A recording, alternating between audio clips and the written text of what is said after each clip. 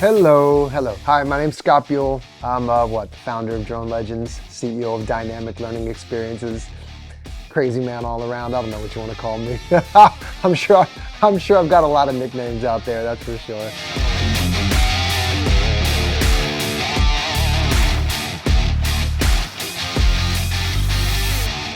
I founded a brand called Drone Legends. What I do is I try to use what I call the magic of drones to bring out the unique potential in kids around the world, actually.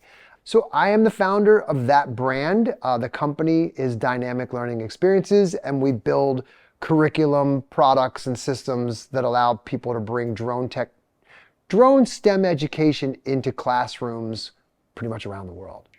I have very early memories of living in Hayfield, Alexandria, with my mother and father. It looked like the American dream. Literally, the carport, 2 cars, nice little suburban home, plot of land. I had my mother, I had my father, I had me and my little brother, who was about 14 months younger than me, Mark. Around 7 years old, my parents got divorced. And that changed everything, kind of overnight in my mind. So my relationship with my father then was okay, but he really wasn't in my life, if that makes sense.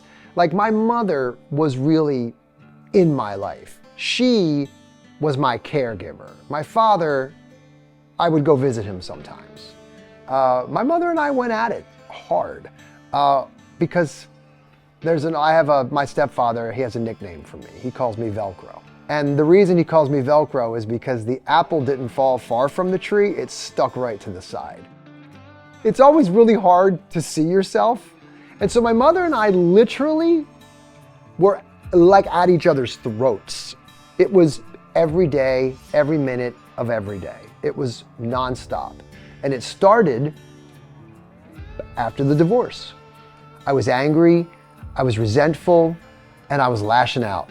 And I was getting into all kinds of trouble. And I mean, my brother and I imagined this. I mean, we were out all day, and I remember we got her evicted from apartment. Single woman, trying to make ends meet. She got to come home to 2 kids that had been running around all day, getting her in trouble. I was a Kiss kid. I loved Kiss, right? So I'm 10 years old in 1976.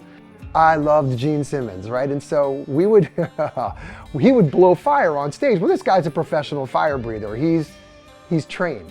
So we would go out in the woods and we would bring rubbing alcohol with us and rolls of newspaper and lighters. And we would make these giant torches and we would chug rubbing alcohol. Seriously, we would chug rubbing alcohol and we would light these torches on fire, and then we would blow these fireballs. I'm like 10 doing this crap. Can you imagine? I mean, she'll watch this and go, it's amazing I'm still here. Yeah, could you only imagine that you work all day? Imagine it's 1976.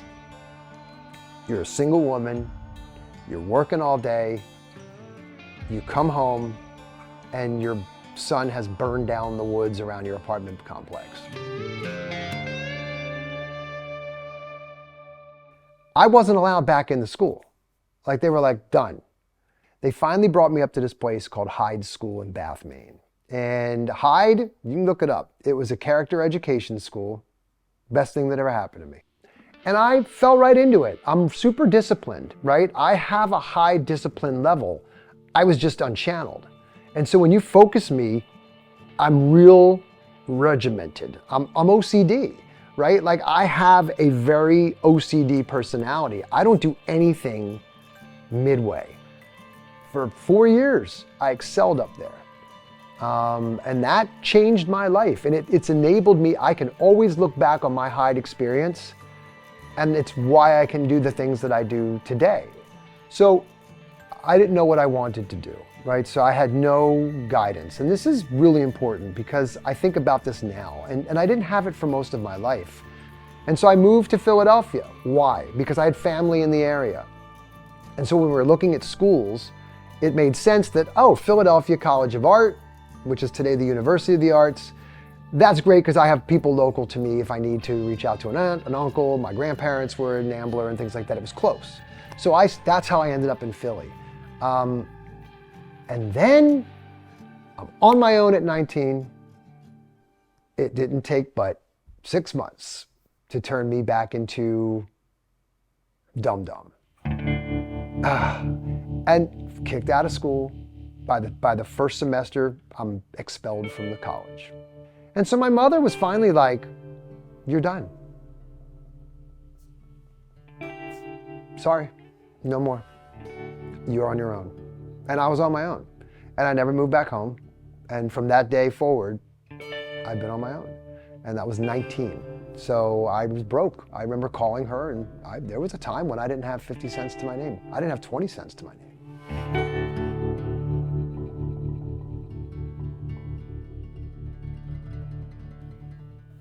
Again, I'm wearing jeans with holes in them. I used to wear the craziest shit, right? It was like, this was heavy metal days. I had ripped up polo shirts with like neon mesh things underneath them and teased up hair with Aquanet and eyeliner, and I just was a disaster. And I come walking in like, can I have a job? You know, and to this guy's credit, he gave me the job. I was like, damn. And I went in there and busted my ass. And I loved it because here's what it was. Guess where I was now? On stage. I was behind a bar. Not the best place for me to be, and we'll talk about that, but I loved bartending. I was a bar back, but I quickly fell into bartending. I started to learn how to make drinks. Man, overnight, I started making money. I never was a drinker. I never thought of myself as a drinker. But once you put me behind a bar and everybody's drinking, I started drinking. And my addictive personality, it kicked right in. So I was a drinker. And now I was a heavy drinker, and I'm in the scene. I used to know my wife's sister when I bartended. So I ended up bartending at this place on South Street for 10 years. It put me back through school. Like, by the time I turned 23 or 24, I woke up one day and was like, oh God, you're a disaster. I was like, look at you, you're fat, you're a drug addict, you're an alcoholic, you're a mess. And I went, that's it, done. I'm not doing that anymore. And I stopped. I went back to school. I paid my way, went to community college for 2 years, became that obsession, kicked in there. So I was a long time at Copa, and I was dry for a while, stayed there. I met my wife one day, kind of hanging out at that place, and I had known her sister. We got married when we were 35. So we were living in Philly, having a ball. A real good time, you know. We were in our early 30s, great age, just hanging out. Philly was in its like heyday, you know. It was the mid 2000s. We didn't have kids till we were almost. So we met 33. Our first kid, our only kid, was 39. So we spent some years hanging out. We had a good time, right? We had fun. But I'm an addict. It's just me slipping back. I have this personality. And the funny thing is this, is that at the outside, I had it made. I was making great money. I had a great wife. I had a great son. I had a nice home. I'm working for a big company. But on the I was falling apart, and it kept getting worse. As I got older, my habits got worse, right? Alcoholism is a hell of a problem because it just gets worse. It never leads to anything good. I just wasn't happy with the way things were. There was something in me, and I don't know what that something is.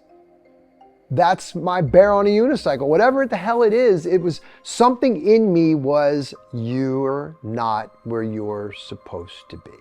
Like, look in the mirror. I couldn't look myself in the mirror. And that's the telltale sign. I couldn't try to do this. Really stare at yourself in the mirror, eyeball to eyeball, and look at yourself. And what do you see back? Do you like that person? I didn't. I didn't like the person that was looking back at me. It wasn't a good person. It was full of faults, but it had such potential, that person.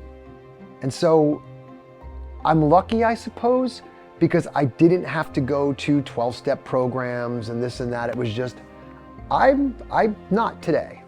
And not today became 2 days. And not today became, I'm not going back there ever again. And this one sticks. And I don't have any problems with it. It's 6 years, and I got to tell you, I don't even think about it. What I learned was that I'm naturally high. And everything that I did to get high dragged me off my high and turned me into a monster. And so I don't need anything. I walk around in a state of high. I'm high on life. I love being alive. And so in that regard, then what happens was the shackles are off. And now I'm like, okay, what's next? And I'm like, well, I can tell you what's next. You aren't doing what you're supposed to be doing. These jobs you're in, they suck. And that's when I started my own business. I thought, you know what? I've been in business development my whole professional career. And so I did, and I jumped, and Julie, to her credit, has always supported me, right? She's never deserved all the garbage I've put her through. She deserves a medal, is what she deserves. And I started a drone business, right? So I had been flying drones as a hobby, and it was going all right. Again, I'm knocking on realtors, I'm going to open houses, but I started meeting really cool people. And some of those people turned me on to education. And that's where Drone Legends came in. One day I was invited into a school to talk to the kids about drones. And what I witnessed that day changed my life. That was the day that I knew, because I went in and I was good with those kids. And they were responding to me really positively, right? I had them. I was good with them. I want kids to understand. I think about what Hyde did for me, right? You asked me, what gives you the ability to do that? And I said, Hyde.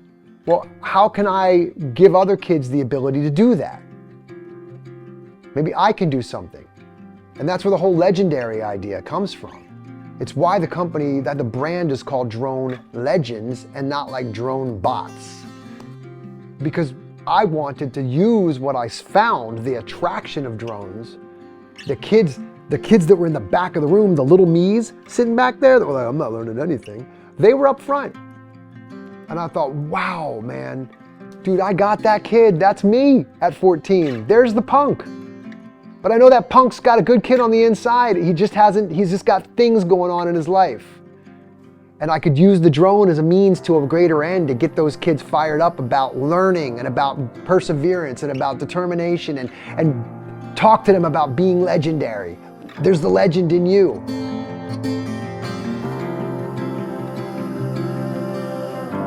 Here's what you don't want. You don't want to be laying on your deathbed, full of regret. You can win right now. And winning is by owning your own life. Winning is by becoming the captain of your ship. Winning is by forgetting about what everybody else thinks and focusing on what you think. Selfishly. Absolutely selfishly. Because you're only you. Nobody's coming to save you. Nobody's coming. It's all on you. Personal accountability is so huge. It's so important because only you have to look at yourself in the mirror. Nobody else does. They've all got their own crap going on. Everybody thinks that everybody's taking them out. When you go to people on their deathbed and they will tell you their regrets was, I listened to everybody else around me. I was overly worried about what everybody else thought. I was too afraid to do this. I wish I had done. I wish. Well, just do. It's not that hard, actually. It seems like it. I know it seems like it. And it's like, oh, it's easy for you to say, but it's not easy for me to say. Just do. Figure out what it is that you want to be doing and do it. And understand why you're doing it. Because if you don't have a reason, then it doesn't matter. You got to have a reason behind it.